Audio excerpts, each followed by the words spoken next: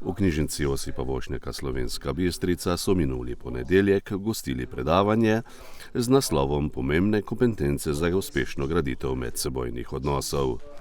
Predaval je Ljubo Poles. Med drugim je spregovoril tudi o internetu.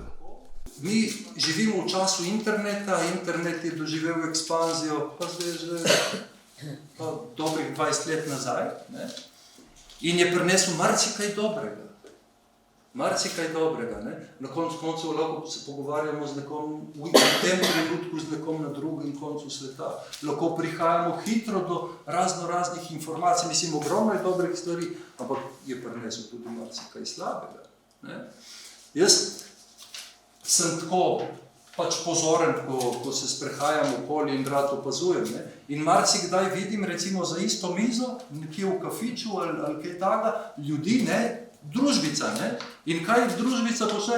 Vsi drkajo po internetu, ne? Surfajo po smartfonu. Ne? In oni se sploh ne družijo. Edino, kar se družijo, je, da vsake toliko eni drugemu pokažejo,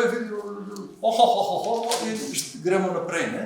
Torej, in ljudje se predajamo nekemu virtualnemu svetu in ne živimo več v realnem svetu. In potem ta internet nam je prinesel tudi razne influencerje, ne, ki jim sledijo tisoče, če ne milijoni ljudi. Ne.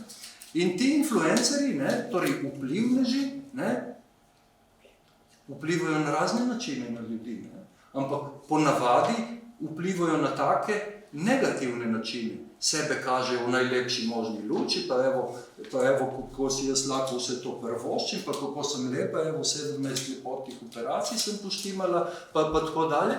In to gledajo tudi druge mlade punce, ne? In si ustvarjajo svet, svoj svet in ga ponotranjajo tudi v skladu s temi predstavami. In potem so lahko samo še bolj zafrustrirane, ne? Ker si iščejo ideale in najdejo ideale v takih ljudeh, ki pa so daleč od ideala.